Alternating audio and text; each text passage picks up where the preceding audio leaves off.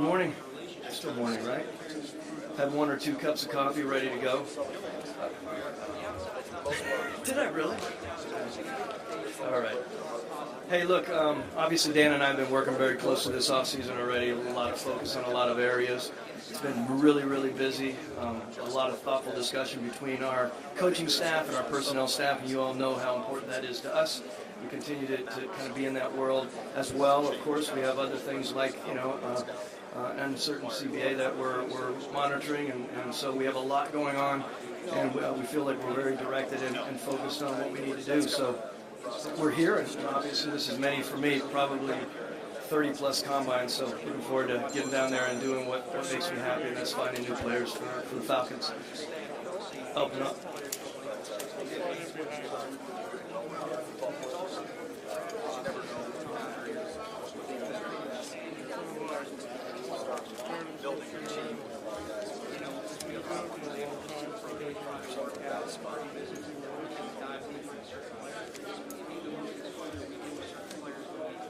Right. I mean, so right now where we are with Austin and Devondre and Schweitzer, we're those 3 individuals.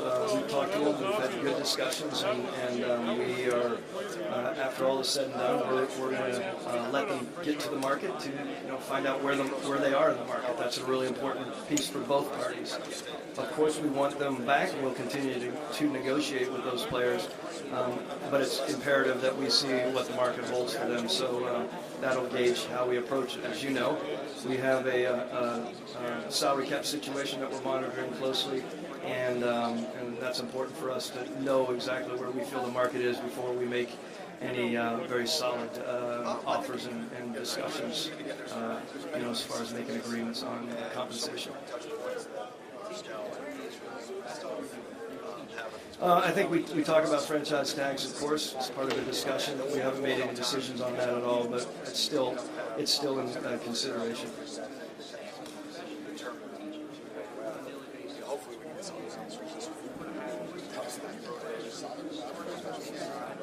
For me, it's always about consistency. Yeah, I mean, our running back situation, we've worked hard on putting together a group of guys that we think complement each other. They have versatility. We have a bigger guy in Q, of course. We drafted him 228 to 230. That was important.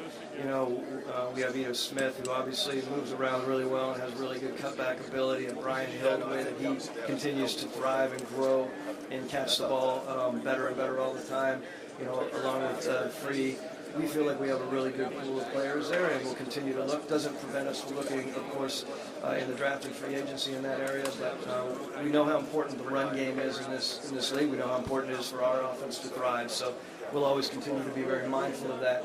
There's a good value in the draft, and I think there's a good value other places. So in my mind, it doesn't always mean that you have to go, top 15 or 16, picks in the draft. But if something presents itself, of course, there are opportunities there.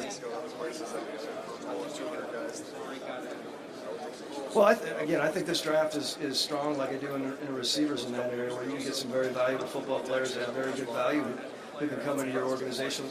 We've had some success with that with running backs in the past, as have a lot of teams. So I think it's good, and I think it's solid for sure from a depth standpoint. Why left-hand quarterbacks have become so rare? Gosh, I don't know about that. It's interesting. We talk about that a lot too. How it is to catch a ball from a left-hand spinner, right? It's a little bit different, but I'm not really sure about that. All I know is my son likes left-handed, and I don't know if that means he's going to be a good quarterback throwing the ball with his left hand. So quite honestly, I don't know.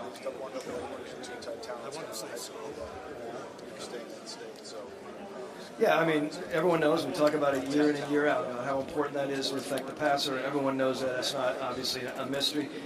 With Vic not coming back, we're going to have to continue to focus in that area, and there are opportunities to do that, whether it's potentially in free agency or in the draft. I like where we are right now with our addition and our adjustments and our D-line coaches, and being able to focus on that and continue to get more and more rush is important for us, and so it's something that we're considering, of course. The Big Ten. Wow. Well, there's one and more who are close to the top of the ranks there. So, no, there's no question they're producing there. And they provide not only ability to go, what we always say, fly to the quarterback and bend to the quarterback, but also have power to them. So it is an interesting and good group. At least not Well, again, I'm sure there are guys all in that wave that I think. I'm not going to go into specifics on it, of course, but I think you can have opportunities to have some good value guys at the Leo position or the DN position. Those guys, where you're speaking about, those guys are hard-nosed, gritty football players who get it done. And I think that's a big thing. You watch those guys over the years. Sometimes they're not the most flashy at times, but you get guys who really produce. We've seen that year in and year out. So, again, I'm excited where we are there. I know we had talked, there wasn't a huge Leo draft. I think the more you look at them, I think they're viable candidates all through for second and third round in that area.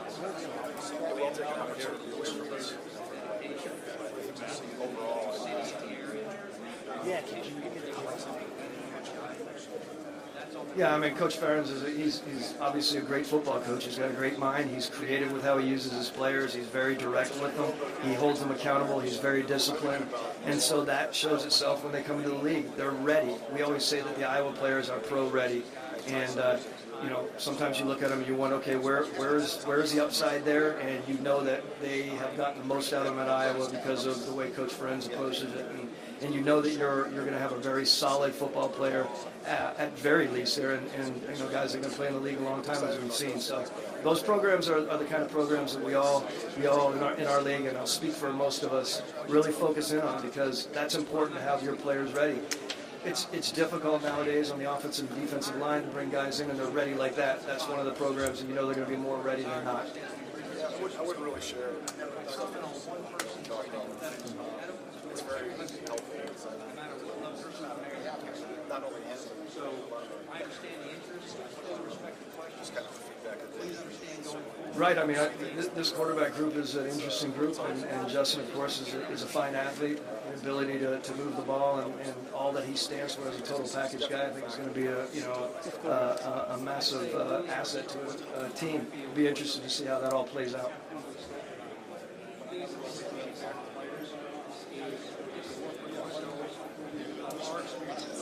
I think all you guys are good on NFL. It's your year. There's probably a lot less carryover. Well, it stands out.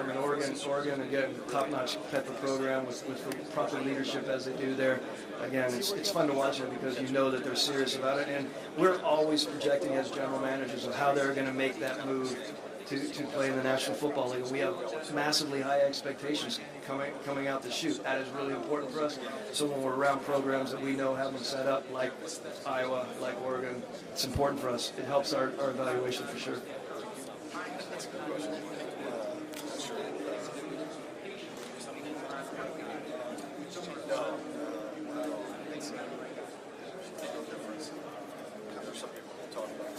No, of course, I've seen Andy since, went way back when I don't want to age him because we're not that far off, but I was going to say since I was a neophyte in this business, working the three-cone drill. But no, it's great to see people like that get their opportunity to win a Super Bowl, and he's always been a championship coach and a championship leader, and to see him actually have that trophy and go through that was emotional for a lot of us who know how difficult it is to get there. So everyone's obviously happy, as I am, for a man like that who's not only a fantastic coach, but a very good human being. Yeah, I'll send messages to people who, like everyone does nowadays, to congratulate and such, but I don't want to inundate because I'm sure they had hundreds upon hundreds of texts, so they usually get lost. I usually try to wait a little bit and have opportunities like this to speak with them in person.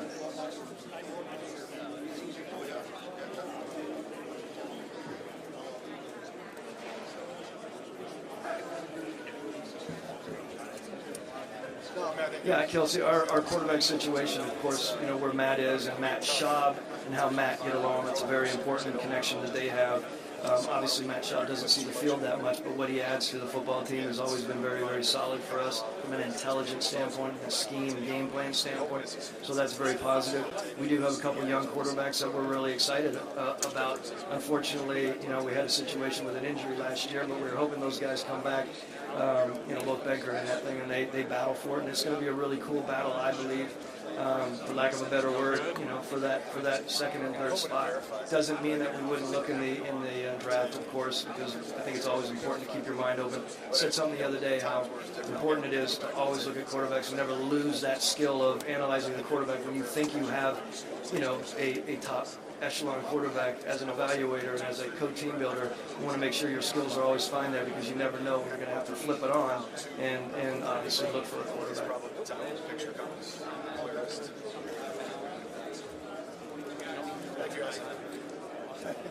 Yeah, I mean, his situation, obviously, he's a competitive guy, and he's been in the limelight quite a bit, as you know. So I'll be interested to see how it all plays out for him. He's obviously a really interesting guy from a personality standpoint, and he's been around, again, a very winning program. So we'll be watching closely as well.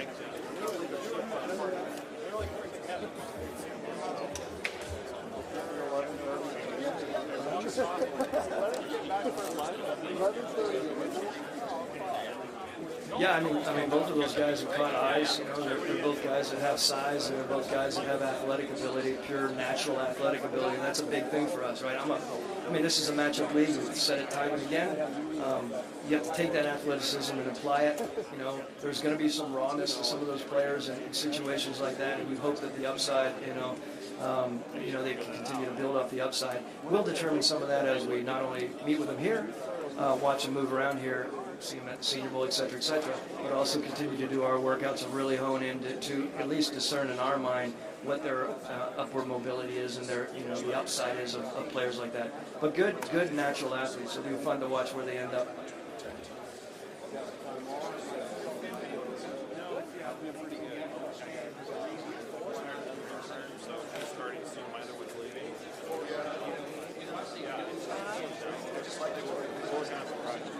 No, I mean, John and Kyle did a hell of a job putting that team together, and at the beginning of the year there were a lot of naysayers, and they just continued to stay to their plans, whether it was on offense. We can speak directly to what Kyle's done and how he approaches that with a really, really sound run game, run scheme. That's very important, and then flip it over, and they have a really outstanding full package defense and pass rush deal. So I think a lot of us look at teams like that, and we again try to determine how we can continue to learn from them and how they, like everyone does, it's a cyclical league, right? And we're all learning from everyone. So, of course, San Francisco's going to hold the job that way as well.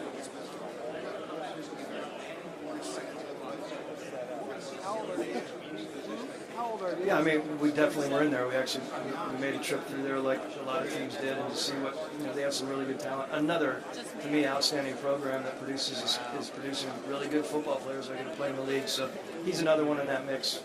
Obviously he's a big guy, and whether however you play him along your defensive line, I think he's going to have a really good shot to contribute early for sure.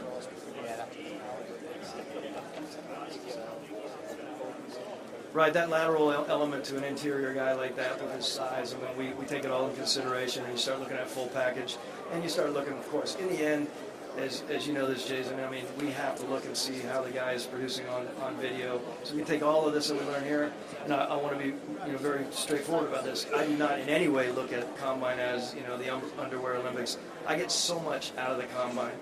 Maybe some people don't, but I do, from the obviously the medical side to the interview side, our interaction as well. The drills are very good. We've done a lot of work on it, and as you know, there's been a lot of changes in the NFL Combine and where we are with our drills. Some of the drills we've jettisoned, others we've adjusted appropriately, and I'm excited to see how it all plays out.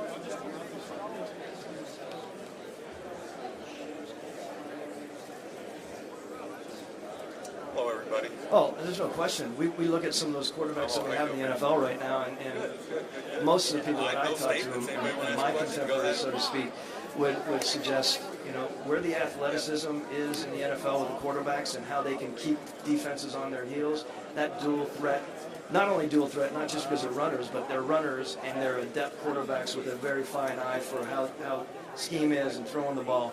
Man, that's a tough thing to defend, as we all know. So I believe it is changing. It's not just a flash in the pan element. You know, you're getting guys, as we talked about with Herbert, who's 6'6" almost, and moving around as he does.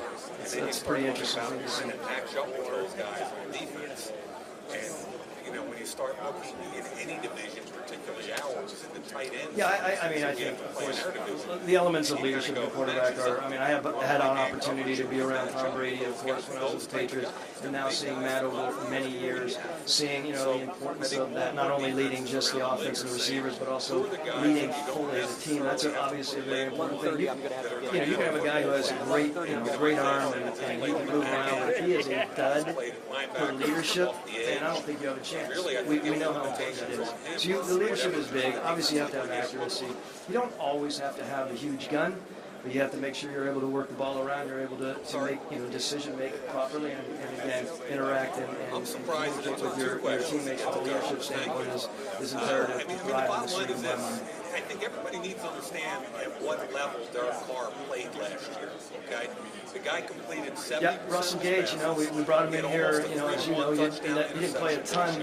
He started a ton at LSU. We saw his athleticism was something that we were really interested in. We saw his drive. He's a really good special teams player. He continues to grow. Dirk Cutter spent a lot of good time with him on the sideline. We lost Mo Sanu. We really focused in on who was going to be our third, and he really worked himself into being a very solid third for us. A third in this league is like a starter, so we have to be very mindful of how we use him. Back to versatility.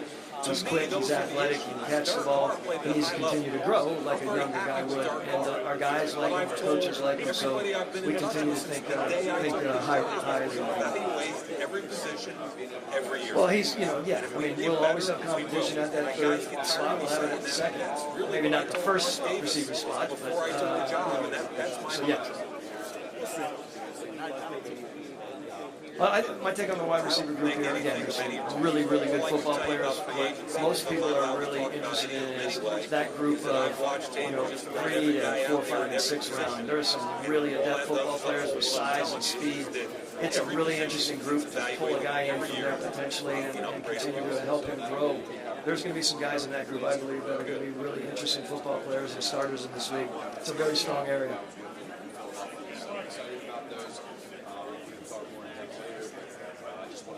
Free agent market at the defensive end, Leo pass rush area, is that what you're talking about?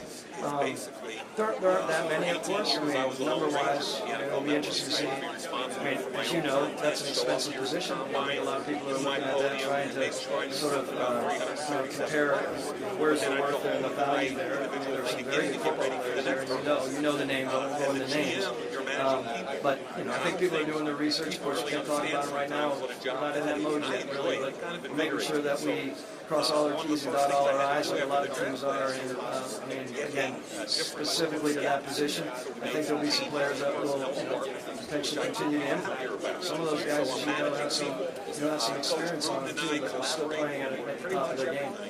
So what it really comes down to is going from a long ranger instead of watch tape and talk about players to being in charge of trying to bring and develop something that's really an individual collection of talent. Look, man, I'll tell you, yes, it's funny because I went into our meeting the other day and I looked around and literally probably knew 20% of the faces because I had gone back over to the heights of weights and I was blown away by the youth. I mean, we have it in our own team, within the Falcons, of course, but talking to a lot of my, my brethren in the GM roles, and they're blown away by it as well. Young, youthful, beating the pass, researching, we call it. We no longer call it, information gathering. It is a big part. Research is a big part. We talk about evaluating scouts. It's not just their evaluation prowess. It's about how they research their area and they become the experts in their area. It's about how they articulate their thoughts about, assessing the individual and how he's going to project to the team. So there's a lot there for those young guys to learn. And if they're in a system, in my mind,